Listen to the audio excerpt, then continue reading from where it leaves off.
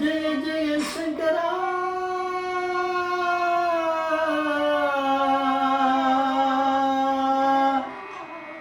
ஹர ஹர சங்கரா ஜெய ஜெய சங்கரா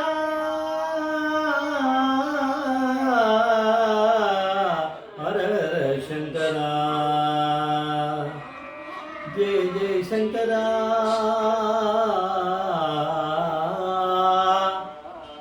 हर हर Shankara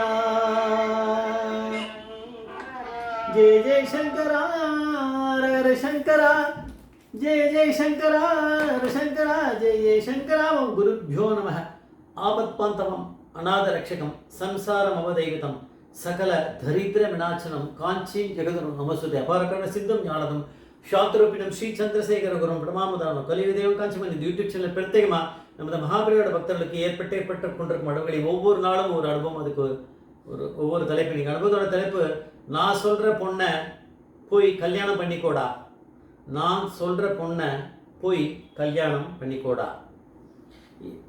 Sri LS Venkatesan அப்படிங்கிறவர், அவருடைய தாயார், அவருடைய இன்டர்வியூ பார்த்தேன் நான். அதில் தெரிஞ்சது, அந்த எல்எஸ் வெங்கடேசன் அவருடைய அக்கா ரேவதி, அதாவது இந்த குடும்பத்தில் அந்த தாயார் வந்து பேசுகிறா. ரேவதிங்கிற பொண்ணுக்கு கல்யாணத்துக்கு பார்த்துட்டு இருக்கா. கிருத்திகா சோமவாரம் 4 திங்கக்கிழமையும் போய் மகாபரிவாளை தரிசனம் பண்ணிட்டு வந்தால் எப்படியும் கல்யாணம் ஆகிடும்னு பிரதோஷ வெங்கட்ராமையரோட மனைவி சொல்லியிருக்கான்ட்டு இப்போ போனால், அதான் 3 வாரம் வந்து மகாபரிவா அந்த ஜாதகத்தை வாங்கி எல்லாத்தையும் பார்த்துட்டு கொடுத்துட்டாராம், வேண்டான்னு.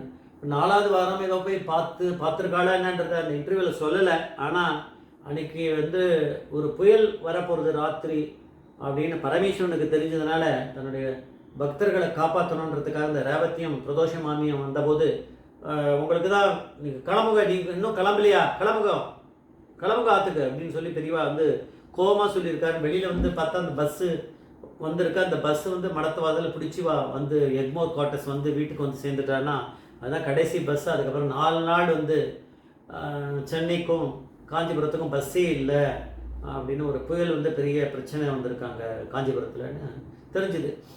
இப்போ வந்து இப்போ 4 வாரம் வந்து போயாச்சு, இப்போ 4 சோமவாரம். அப்போ ரேவதின்ற பொண்ணுக்கு எப்படி கல்யாணம் ஆகும் அப்படின்னா, பெரியவா பரமேஸ்வரன் நினச்சதை நம்ம என்னதான் ஜாதகம் பார்த்து என்னதான் பொருத்தம் இதெல்லாம் பார்த்தாலும் எல்லா கல்யாணமும் நல்லா இருக்கா, சரியாக இருக்கா, பெரியவா அப்படிங்கிற பரமேஸ்வரன் வந்து நடத்தி வச்சாதான் சரியாக இருக்கும். ஒரு நாளைக்கு வந்து அதுக்கப்புறம் இந்த சோமவாரம் முடிஞ்ச பிறகு ஒருத்தர் வந்தாராம். அவருக்கு 31 வயசாக எடுத்து, அவர் கல்யாணம் ஆகலை. அந்த பையன் வந்தார். அவருடைய அக்கா கூட வந்தாலாம். 2 பேரும் நமஸ்காரம் பண்ணி எழுந்த உடனே அந்த அக்கா, அந்த பையனோட அக்கா, 31 வயசு அந்த பையனோட அக்கா சொன்னாலாம், இவன் என்னோட தம்பி, இவன் வந்து கல்யாணமே பண்ணிக்க மாட்டேங்கிறான், எங்கள் தந்தையார் வந்து காலமாயிட்டார், அதுக்கப்புறம் இவன் வந்து கல்யாணமே வேண்டான்னு சொல்லிட்டு இருக்கான், அப்படி தான் சொல்கிறான், என்ன பண்ணுறது அப்படின்னு அவர் சொல்லி கொஞ்சம் கவலைப்பட்டாலாம்.